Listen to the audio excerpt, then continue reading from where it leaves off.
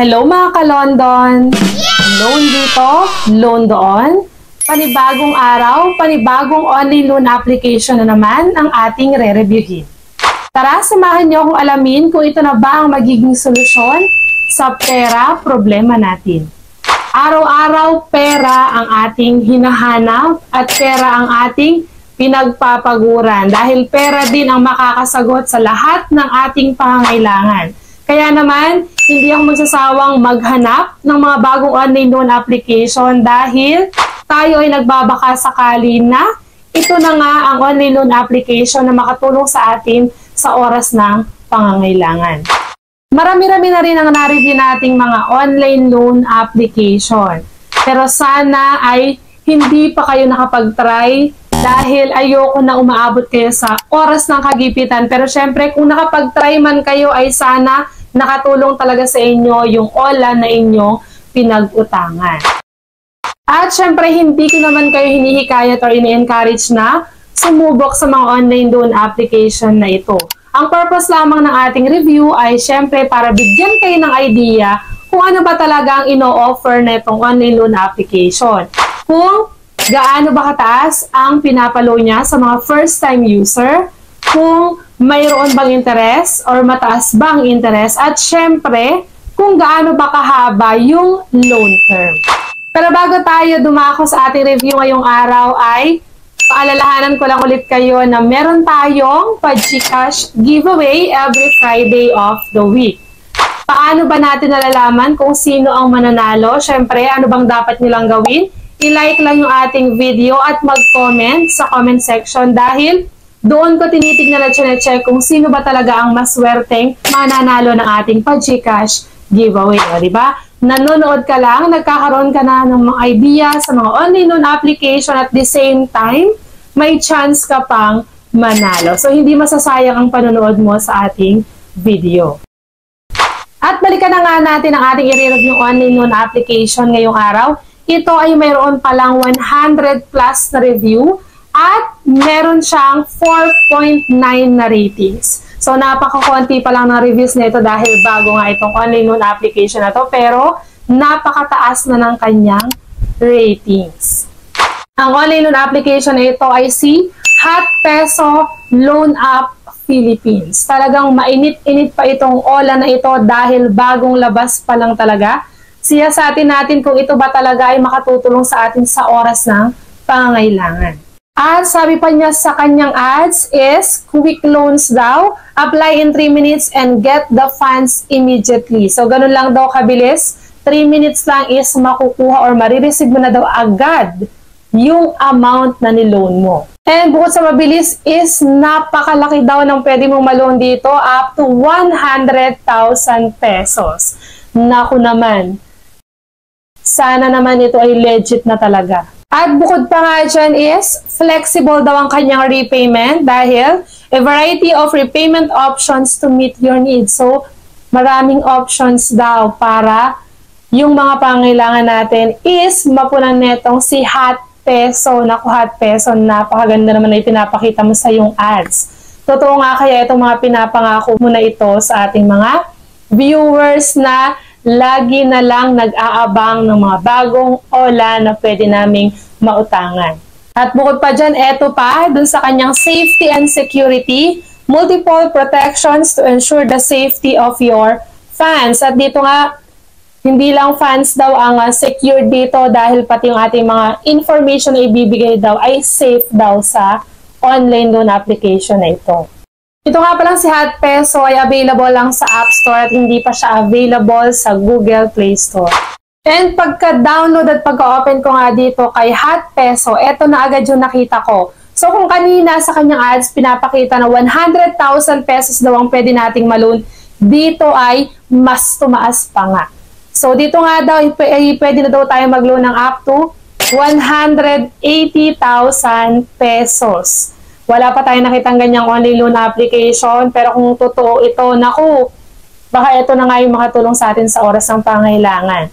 And alam naman natin, karamihan sa mga online loan application is, ang binibigay lang na amount, madalas is 2,000 pesos para sa first time user. So yung 2,000 na yon, madalas pa hindi natin nakukuha ng buo. Ano na lang ba ang mabibili natin or paano na lang ba natin gagamitin yung kadalasan na 1,200 pesos na loan natin? Paano kaya kung totoo itong sinasabi ni Hat Peso? Bukod nga sa 180,000 na yan na pwede mong i-loan is meron lang daw itong interest na as low as 0.06% per day. So napakababa talaga niyan at meron siyang 150 days na loan term. Kaya wag na nating patagalin pa, mag-apply na agad tayo dyan. At dito nga nag-pop up yung large amount, low interest rate, get multiple personal loans. So talaga naman, napaka-promising talaga netong ipinapakita netong si Hat Peso. So para nga makapag-register tayo dyan, pag wala pa tayong account is, kailangan natin ilagay ang ating active phone number para syempre makareceive tayo ng verification code. At after nga nating makapag-register dyan kay Hat Peso, ayan na yung amount na bumungad na naman sa atin dyan, na bago na naman, 8,000 pesos na lang ang pwede natin daw ma-loan for first-time user. At eto pa yung nakakagulat siya dahil kanina sa review natin, ang pangalan nito kaula na ito ay Hat Peso. Pero nung nakapag-register na tayo, is nabago na yung kanyang pangalan. Siya na si Bilis Pera. So ibig sabihin, nagpalit lang ulit ito ng pangalan pero si Bilis Pera pala, si Hat Peso rin siya. So dito nga, eto yung mga kailangan nating sagutan. Yung identity information, personal information, job information, contact information, at yung payment account information. Alam nyo, napaka-importante talaga na nanonood ka muna ng mga review bago ka mag-try mag-loan dahil madalas yung mga online loan application na yan ay nagpapalit lang talaga ng pangalan. Nagpapalit-palit lang ng pangalan para maka-attract ulit ng bagong customer or bagong client. Kaya naman kung nakapag-try ka na kay Bilis Pera is may automatic ka nang lalabas dyan na information na finilapan mo last time. So dito sa step 1, yung authentication, ito yung mga ID na pwede dito. So yung mga recommended nila ay UMID, driving license, passport, PIN, SSS, voter's ID, health card, at national ID. At kung wala ka pa nga sa mga ID na nabanggit ko is pwede rin naman ang postal ID, PRC, at Pag-ibig. So maraming mga ID na pwede dito sa ulo na to. So pili ka na lang dyan ng isa. And after nga nating makapili ng IDs, pipicture lang natin yung harap ng ID natin and then proceed na agad tayo sa facial verification para ma-check talaga nila at makasiguro sila na ikaw talaga yung naglo-loan at hindi nagamit yung ID mo para ipang-loan. At susunod nga is step 2 na agad tayo dito sa personal information. Siyempre, hindi pa rin mawawala dyan education kung anong natapos mo. Kasama din ang marital status or marital state kung married ka ba or single. Kasama ang email, dapat active at nakaka-receive ng messages. Gender, kung ikaw ba ay female or male. Yung loan purpose, kung para saan mo ba gagamitin yung niloloan mong pera, pipili ka lang dyan.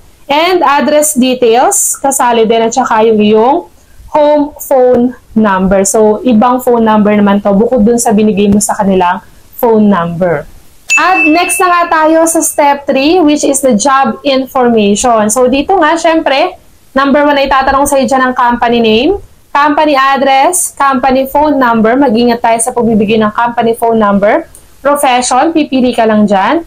Yung work experience, kung gaano ka na ba katagal sa company na pinagtatrabahuhan mo.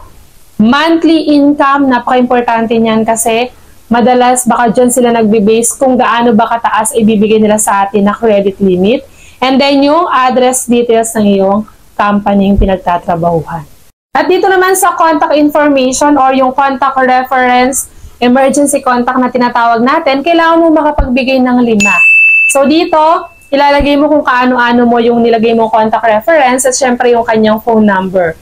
Make sure lang na alam nung contact reference na yun na ginamit mo siya sa yung paglo-loan as contact reference para at least hindi na siya magulat kung may mag-message or tumawag sa kanya dahil alam nating lahat yan na hindi na baguhan sa online loan application na kapag ka-due date natin at hindi tayo makontakt, sila yung susunod nilang kukulitin at tatawagan. So, mas mainam yung kapamilya na lang natin or close friends talaga.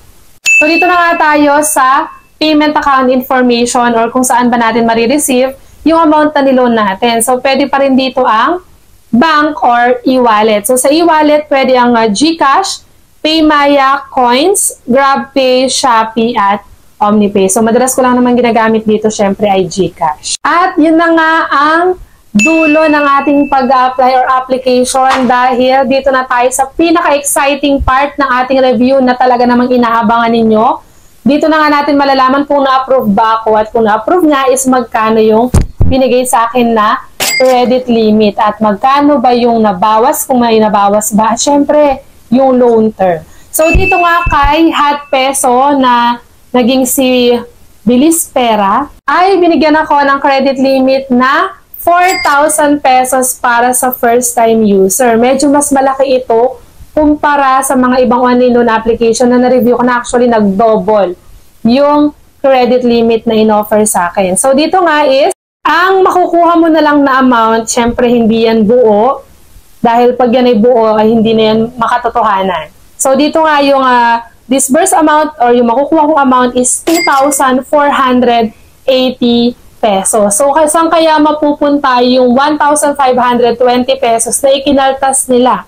Napakalaki niyang kaltas na yan. So, dito nga mapupunta yun sa processing fee na 1,266 pesos.